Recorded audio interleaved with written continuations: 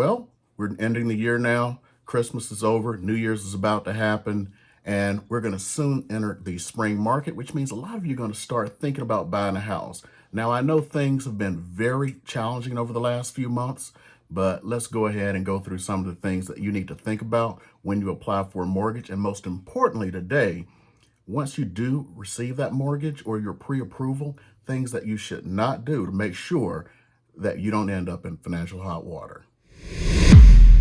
Hi, and again, welcome to the end of the year. My name is Eric Hudson, and I'm a real estate agent here in the Las Vegas area.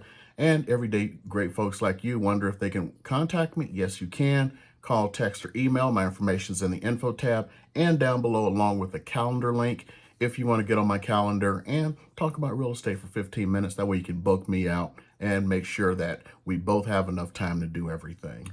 So today we're going to go over the things that you need to think about after you get your loan. A lot of people talk about things you need to do to get a loan, get your credit down, everything, just so you can get the lowest interest rate. What happens when you get that loan? Well, a lot of people then start making some mistakes. So let's start going over some of the mistakes that you may make and how to keep yourself out of financial hot water. Now, one of the things you want to make sure that you do not do is do not deposit a large sum of cash. That's because the lender actually has to source that. And in certain areas like Orlando and here in Las Vegas, because of some issues, the federal government actually requires even greater sourcing of those funds. So if you got $50,000 from an inheritance or something, make sure you don't put it into that bank account unless it's been more than 30 days, because funds have to be what's known as seasoned. And the lender has to be able to say, yes, these funds came from this place. They're not going to believe you that you said, oh, my grandma died and this is the check I got from the estate. They have to source that, and it takes time, okay? So make sure that is happening, especially if you're buying with cash, or because you are under the scrutiny of the federal government here in Las Vegas, along with Orlando. The next thing, don't make any large purchases. And I know you're going to be tempted. I hear it all the time. Well, I need a new refrigerator. I need a washer and dryer. No, you do not, unless you can pay cash for it or buy it on your credit card because you get points or something, or because you get a discount or something, and pay it the next day with cash. You know you can do that.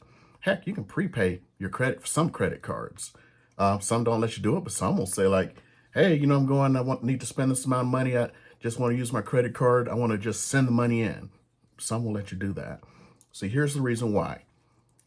Even though it's a short-term thing, or at least you think it's a short-term thing, it affects what's known as your DTI. If you're very close, what's going to happen is it could throw off your DTI, especially if you're just right on the margins. Now, if you're not on the margins, just go ahead and talk to your lender.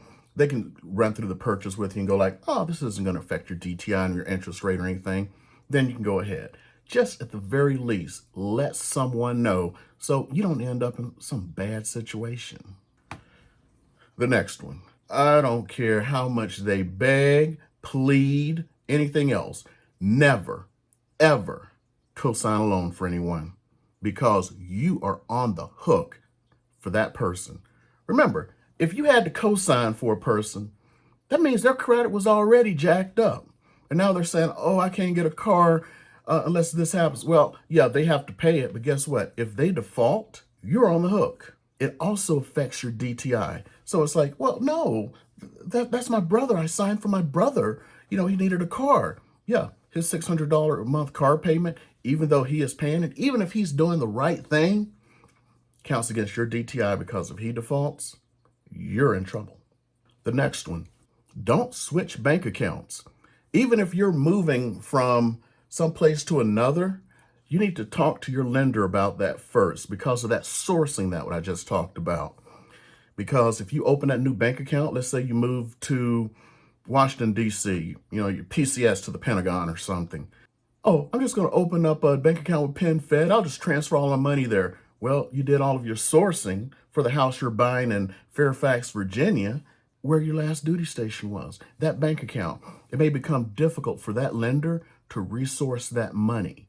So wait to the very least until you close on your house or something. I mean, you can open the bank account at PenFed, just don't put all your money in there. Keep the money in the bank account that your lender originally sourced. Now, you can talk to your lender and see if it would be okay to start, let's say, direct depositing your check or something, because let's say you have all the funds that you need in the original account. There's nothing to stop that. Just make sure you check with your lender. Don't do anything in these final days. The next one, don't close any major accounts. Now, some folks believe, hey, wait a minute, if I close these accounts, my credit will look even better. Believe it or not, it can actually affect your credit in the negative way. And the reason being is because those older accounts are seasoned.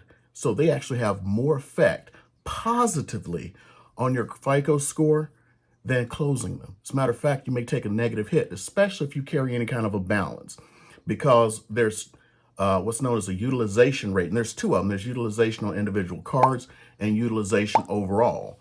So if you close down some accounts to so-called increase your credit score, you may actually affect it negatively because your utilization just got larger. So let's say you had, I don't know, $10,000 in credit card debt and you had 3 cards, and that's spread across 2 cards, 5,001, 5,001. The third one has no debt on it. Okay, so your utilization rate, the 3 cards is 10,000 each, so $30,000.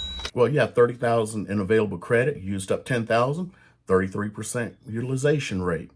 You close that other bank account, you've now gone to 66% utilization rate, and it could destroy you. So make sure anything that you want to do financially, once you've been approved for your loan, especially if you're in the process and you're in escrow, talk that over with your real estate professionals and your lender. Next one, keep your lender and your real estate professional in the loop. You're not hiding anything. No matter how slick you try to be, they're going to find out. We live in a society now that, do you realize that for over a decade, the IRS can do your taxes for you?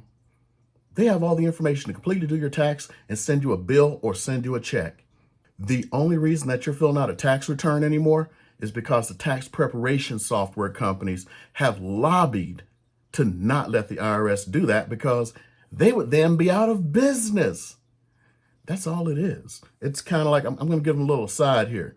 You know how you used to not be able to use phones on airplanes, and now they still don't let you use them per se? Well, there was a reason why you couldn't. It really was dangerous. But that was a different system called TDMA. TDMA was shut down 5 years ago. Matter of fact, when the TDMA was shut down, the FCC told the airlines people can use their phones on the planes. The airlines shut it down. The airlines, not the FAA, not the FCC, the airlines. Do you know why? Have you seen the in-flight internet you can get now? You've seen the little phones in the headrest, and you can pull those out and make a call for $5 a minute? That's the reason. Not because it messes with the plane. It doesn't do anything to the plane anymore. Completely different signals, and that's based on old technology. And the real reason they didn't want you to use the phones on the planes, it had to do with what's known as frequency hopping. If you have a bunch of phones on a plane and it's flying over the towers under the old system, they would switch over between the towers too quickly, and it would actually bring down the network. And that's why it wasn't allowed. It wasn't an FAA rule, it was an FCC rule. And the FCC says you don't have to do that anymore, okay? Be careful, because people are out there, when they're telling you stuff, it's because they want to get some more money out of you. So the point is, the government knows what you're doing. They're going to be able to track it down. You're not being slick. So go ahead and be upright and honest with everyone, because there's another thing called mortgage fraud. If that thing that you're trying to get away with, you're trying to be slick about, if they find out about it, you get in some cuffs. So I'm sure you don't want to be in cuffs, because it really is a federal crime. So now you know some of the things that you need to do. Just make sure you stay out of trouble. Keep everyone informed, and your process will go smoothly. Also, again, if you want to contact me, call, text, or email. Information's below. You can get on my calendar. Also, if you found a little bit of value today, hit that subscribe button for me. It'll make a puppy happy.